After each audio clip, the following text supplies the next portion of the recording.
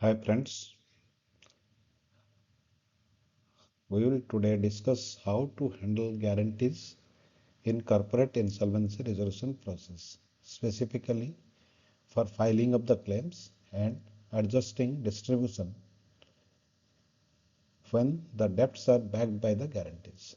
This is a practical guide for the financial creditors, COC members, and insolvency professionals on best practices and the compliance of such in such scenarios.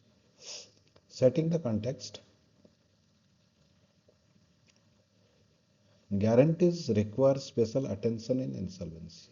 While guarantees are independent contracts, typically with third party guarantors or insurance providers that exist alongside the primary debt, mishandling them can lead to serious consequences, like a creditor's claim being rejected or disputes over the double recovery. We will cover three key risk scenarios involving guarantees payouts, and post-resolution plan issues, as well as how to handle them properly. Plus, a quick look into the guarantees in liquidation and the new 2026 amendment. Why the guarantees demand special attention in CIRP? Guarantees create unique complexities. A guarantee does not cancel or reduce the debtor's liability at claim filing. Under IBC section 58I, any liability under a guarantee is considered a financial debt. So, the creditor with a guarantee is a full-fledged financial creditor.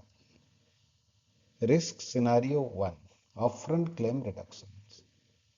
Some creditors wonder if they should file their claim net of the guarantee amount, reducing the claim by the guaranteed portion from the start. The answer is no. Do not free deduct guarantee coverage when filing. Emphasized the filing emphasis should be on filing the full outstanding debt. It is not to be reduced for the guarantee amount on upfront. We'll explain why and how in a moment. Guarantees invoked mid CIRP, the scenario number 2. If the guarantor pays during an ongoing CIRP, what should you do? Answer: immediately notify the RP and the RP will reduce your admitted claim accordingly. We will detail the process for adjusting the claim in the coming slides. Risk scenario 3, post plan guarantee payout. If the guarantor pays after the resolution plan is approved, can the creditor ask for more from the plan or reopen the process? The answer is no. Once the plan is approved, no new or additional claims can enter. The total recovery from the plan plus guarantee is still capped at 100% of the debt. We will discuss plan finality and recovery caps later on. Now, coming to slide 3, legal foundation of the guarantees as financial debt. Guarantees backed debt. Financial debt. In IBC, guarantees are explicitly considered as financial debt. This means that if your loan has a guarantor or credit guarantee cover, you are a financial creditor with all associated rights in the debtor's CIRP process. Statutory and judicial support. IBC section 58I clearly mentions guarantees in the definition of financial debt. Additionally, Indian Contract Act section 128 confirms a guarantor's liability is coextensive with the principal debtor, indicating that the guarantor owes the same debt as the debtor. Supreme Court also has affirmed in its 2021 and 2026 judgments of holding that the corporate guarantee obligations constitute financial debt under IBC. They clarified that even technical defects in guarantee documents like stamping issues cannot deprive a creditor of their rights in insolvency. Implication: what should be the takeaway? Having a guarantee does not diminish your claim. It strengthens your position by giving an extra revenue avenue for recovery. This sets the stage for how you handle the claims in the CIRP process. Rule 1. Always file the full claim. Don't net off the guarantee. Golden rule. For claim filing, file your full outstanding debt as of CIRP commencement date. Do not reduce the amount. That includes all principal, interest and any other charges. Disclose the guarantee details. Mention the guarantee in your claim form, Form C. Specify the guarantee type, whether it is corporate, personal, third party, whether it has been invoked or not, and if you have already received any money under it before CIRP. The guarantee is a separate contract. It does not reduce the debt owed by the corporate debtor. No deduction at source. The borrower's debt remains fully payable by the debtor company until actually paid by either the debtor or the guarantor. Failing to follow this rule can harm you. Never preemptively lower your claim amount, assuming that the guarantor will pay. The guarantor could default or face their own insolvency, leaving you with a reduced claim and a loss. This is one of the biggest mistakes to guard against in claim submission process. Regarding, again coming to the legal position, section 3.6 of 3 subsection 6 of the IBC, the claim has been defined. IBC defines the claim very broadly. Even disputed and contingent rights to payment are also treated as claim. So, a debt with a guarantee is still a valid claim in full. You only adjust it down if the payment actually arrives. We will go to that soon in the coming slides. Scenario A. Uninvoked guarantee at CIRP. Start. Filing a claim with an uninvoked guarantee. Reassure the not having invoked the guarantee yet is not a barrier to claiming the full debt in CIRP. The guarantee simply means you have a contingent right and also you will be get paid by a third party. Filling of the Form C with full debt amount step by step. List the entire debt in your Form C. Don't exclude any guaranteed portion. In the remarks or description field, state clearly that the loan is backed by a guarantee and whether it is invoked or still uninvoked. Attach the key documents, loan agreement, guarantee deed, default notice to support the existence of a guarantee and the debt amount. The claim will be admitted as a contingent financial debt, meaning that if the guarantor later pays partially or fully, the RP will adjust your claim then. Until such payment comes, don't reduce your claim. The law explicitly allows contingent claims. Your claim is secure in the meantime. Don't reduce the claim yourself because the guarantor might pay.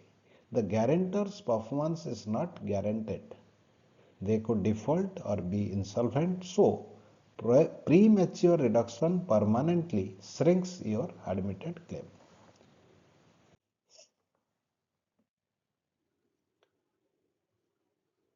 Scenario B. Guarantee invoked partially or fully before CIRP. Net claim if paid pre-CIRP. If you already invoked the guarantee prior to CIRP and got a partial payment, you must reduce your claim by what you have received.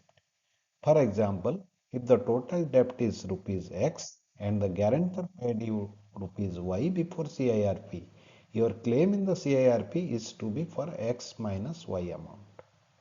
In your claim, attach the proof of the guarantee invocation and the payment receipt. Demand notice, bank credit receipt. Include a statement in the form C that amount Y is received by guarantee on this date and the balance X minus Y remains due. If the guarantor has paid before the CIRP, the guarantor may also submit its own claim for Y amount in the same CIRP, stepping into the shoes for the amount it paid. This is allowed under the Indian Contract Act Section 140, subrogation rights, and IBC's definition of financial debt. No double counting. Between you and the guarantor, the combined claim should not exceed the original debt. No one gets more than 100% of what is owed.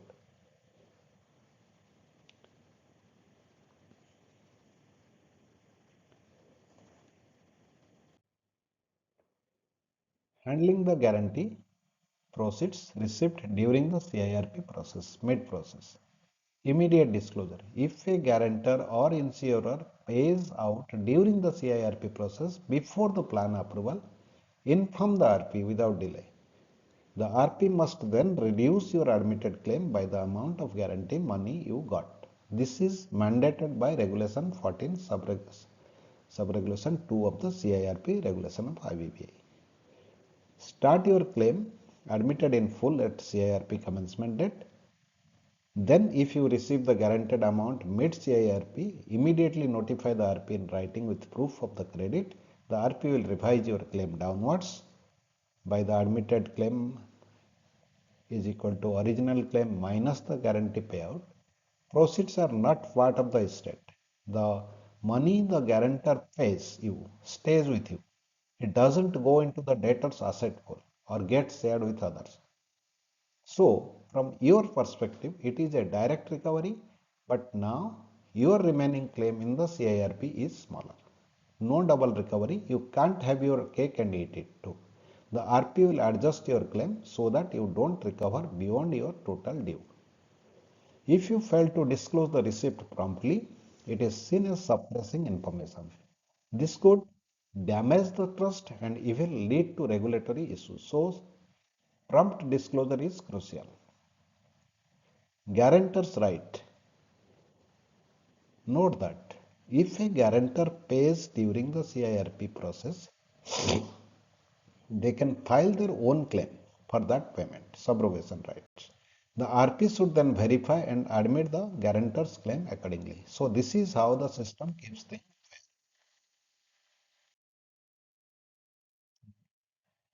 guarantee by the related parties, special scenarios. Related party guarantor involvement. If a guarantor happens to be a related party of the corporate debtor, that is promoter company or a relative, and they pay off some or all of the debt under the guarantee either before or during CIRP, effectively become a financial creditor for the amount they paid. Related party financial creditors, however, are barred from COC participation by law. So, even if the related guarantor files a claim for the portion they have paid, they cannot attend or vote in the COC meetings. Their claim is admitted, but no voting rights as per the IBC section 21 subsection 2. Since they can't vote, a resolution plan is free to assign them a lower or even zero payment. No dissenting creditor protection applicable. This is not considered unfair discrimination. Courts allow COC to prioritize independent lenders. However, in a liquidation scenario, all creditors, even related parties, share equally within the rank under Section 53. Being related party does not lower their priority in a liquidation process. The 100% cap on total recovery still applies to a related party guarantee payments as well. Even though even though the guarantor's claim is isolated in COC, there is still no double dipping allowed. Special guarantee schemes we will discuss now, like credit guarantee scheme, NCGTC, partial risk sharing facility, which typically the financial creditor must take legal action and claim on behalf of the scheme. The scheme itself doesn't file the CIRP claim. Partial guarantee payouts received before or during the CIRP should be included in the creditor's claim filing. Therefore, in these cases, the bank or FI includes any payment from such scheme when filing its claim.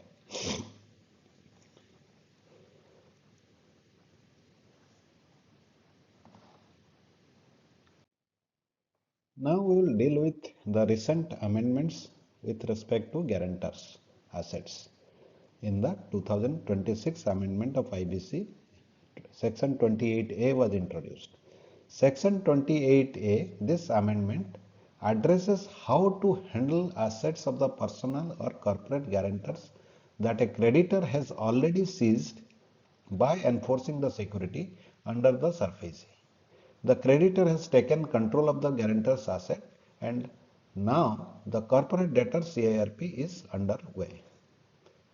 Inclusion in resolution plan, practical step. The creditor can allow that guarantor's asset to be sold as part of the corporate debtor's resolution plan, but only if the corporate debtor's COC approves it in advance. This allows a coordinated sale as part of the resolution. That is to maximize the value by bundling of the asset, even though the asset belongs to the guarantor. This happens generally in cases where the land is owned by the promoter, who is also a guarantor, and the building is constructed and building is in the name of the company, that is corporate debtor.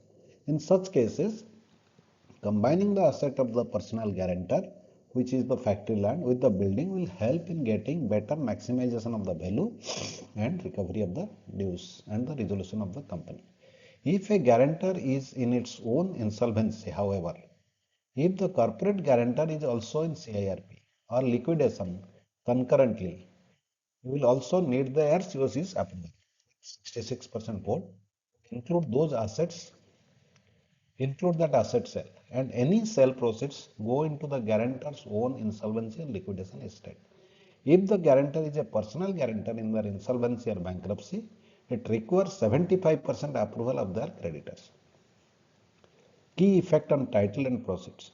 When the asset is transferred in the resolution plan, the buyer gets full clean title as if the original guarantor transferred it, ensuring legal clarity. The money from the selling of the assets must be applied to reduce the guarantor's debt with costs netted out, and if there is any extra, it is returned to the guarantor. This ensures fairness. No one profits beyond what is owed, and the guarantors don't lose more than their guaranteed amount. Post-plan approval, finality and the 100% recovery cap. Plan approval is equal to clean slate.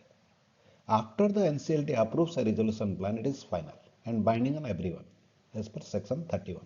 No new claims or adjustments are allowed inside the CIRP after that point. So, any pre-CIRP claims that were not addressed in the plan are extinguished. This is in as per the Ghanshyam Misra principle case law.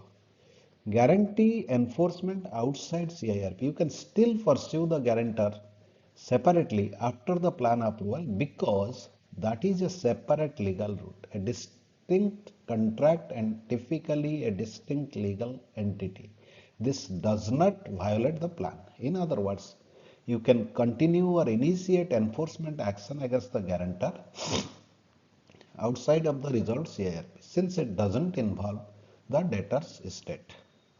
No reopening of the CIRP, however, is allowed. What you cannot do after plan approval is try to reopen the resolved CIRP and demand more from the debtor's plan just because you got or expect guarantee payout. For example, if you only invoke the guarantee post plan, you can't use that to claim additional distribution from the debtor. 100% cap on the total recoveries. Plan proceeds plus guarantee proceeds combined cannot exceed 100% of your admitted debt. Any excess has to be given up or returned to the payer. The diagram given illustrates it with perfect clarity. If a plan gives 58% and the guarantee covers 28%, the creditor recovers 86% in total, leaving a shortfall. But if the guarantee would push it above 100%, that extra must be refunded. This is about ensuring fairness and preventing any double recovery.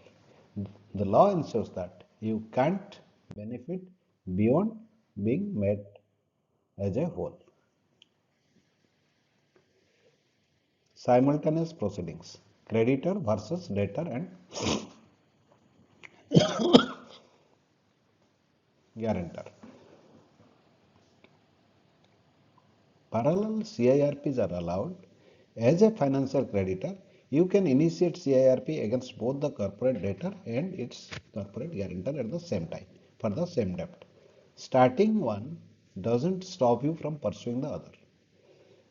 The BRS in the case law, BRS Ventures versus Sri, Supreme Court in 2024, it was established that resolving a guarantor does not release the debtor from remaining liability. Similarly, in Lakshmipat Surana, Supreme Court 2021, it was confirmed that you can file CIRP directly against a corporate guarantor even if the borrower is not under IBC. A guarantor's liability is still enforceable on its own. Even with dual proceedings, the total recovery from both CIRPs cannot exceed 100% of the debt. This means if you get something from the guarantor's insolvency via a resolution plan or liquidation, you must inform the debtor's RP to adjust your claim so that you don't get paid twice.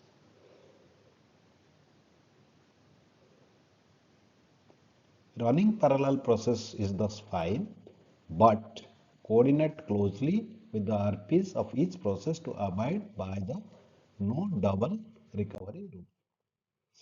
Treatment in liquidation proceeding. Claim filing in liquidation.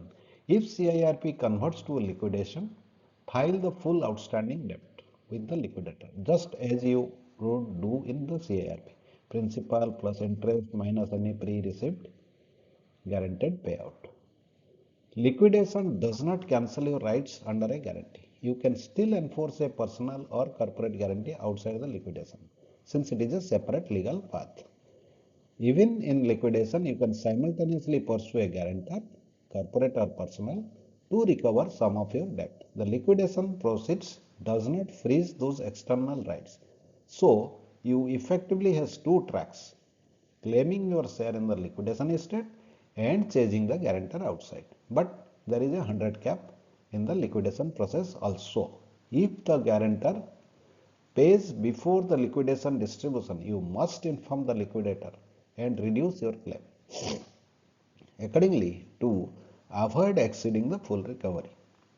Proceeds from the guarantee don't enter the liquidation estate, but adjusting it against the claim lodged ensures that the fairness is maintained for all creditors. Guarantor's subrogation and ranking. A guarantor who pays during the liquidation can file a claim in the liquidation estate as per the subrogation under the Contract Act section 140. A guarantee itself does not affect your rank in the waterfall. Whether you are secured or unsecured in liquidation depends on your own security, not on having a guarantee. Similarly, if a related party guarantor had paid their claim, it ranks normally with the other creditors in the waterfall since section 53 does not differentiate related parties. In special cases like CGTMSE, NCGTC and partial risk sharing facility of World Bank etc., if such a scheme is settled, if such a scheme settles part of the debt before or during the liquidation, that partial amount can be included in the creditor's own liquidation claim. The scheme typically does not claim separately. The creditor would then handle distributing any share of that recovery of the scheme as per their agreement outside the liquidation. Key principles and compliance checklist. There are 5 cardinal rules. Now we'll summarize the main principles we have covered to ensure these are firmly ingrained in the practice. Internalizing this will help us avoid claim rejections, regulatory scrutiny, or post-plan disputes. Point number 1. Guarantee is not a deduction at source. Always file the full debt. Don't subtract the guarantee coverage upfront. Second, no double dipping. Your total recovery from CIRP, guarantee, liquidation, etc. cannot exceed 100% of your admitted claim. Point 3. Be fully transparent with the RP and the COC. Disclose any guarantee, its invocation status, and any payment you receive both at claim filing and as the case progresses. Point number 4. Resolution plan finality. Once NCLT approves a plan, no change or additional claim related to guarantee can be introduced in the CIRP process. Point number 5.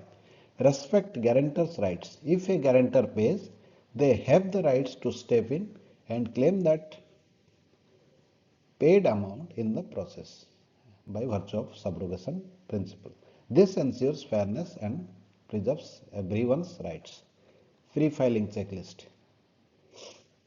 Before submitting your claim, calculate total debt, list all guarantors and their status, deduct any amount already received, and attach all relevant documents. Guarantee deeds, proof of invocation, payments. This helps ensure your claim is comprehensive and accurate from the start. There are some landmark rulings with respect to guarantees which are bedrock for the guaranteed treatment under the IBC. For example, as we have discussed already, Lakshmipat Surana, Supreme Court 2021, CIRP maintainable against the corporate guarantor. Guarantor's liability is co-extensive. You can initiate insolvency against the guarantors even if the borrower is not under the IBC. Ghanshyam Misra 2021 Supreme Court case, it tells about the clean slate principle. Any claims not in the resolution plan are extinguished after the plan approval. Third case law, which is also most important, BRS Ventures versus Sri. Concurrent CIRPs are allowed. You can run CIRP on debtor and guarantor simultaneously. A partial settlement in one does not wipe out the remaining debt in the other. Fourth case law, SBI and others versus Doha 2026 Supreme Court. It was reiterated that corporate guarantees are financial debt. Minor technical issues in a guarantee document does not nullify that. Next case law, Union Bank versus KSL and Industries, NCLAT 2025. Creditors must update the RP on any guarantee payouts during the CIRP process. Timely disclosure is expected in the CIRP process. KV Jayaprakash versus SBI, NCLAT 2022. Contingent guarantee claims are admissible in CIRP even if not invoked, and the related voting or distribution stance is clarified in these rulings. These rulings collectively shape how we handle guarantee-backed claims. Being familiar with them helps ensure compliance with the latest legal requirements.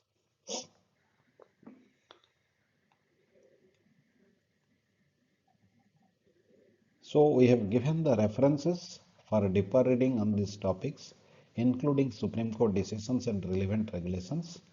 So if you want, you can go through those case laws so that you can get more clarity.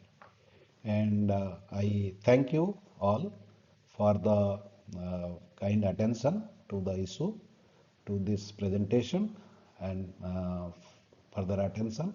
And any question if you have on the matter, you can give it in the comments. I will be happy to answer them to the best of my understanding on the matter. Any feedback on the webinar within the networks. Thank you. Thanks.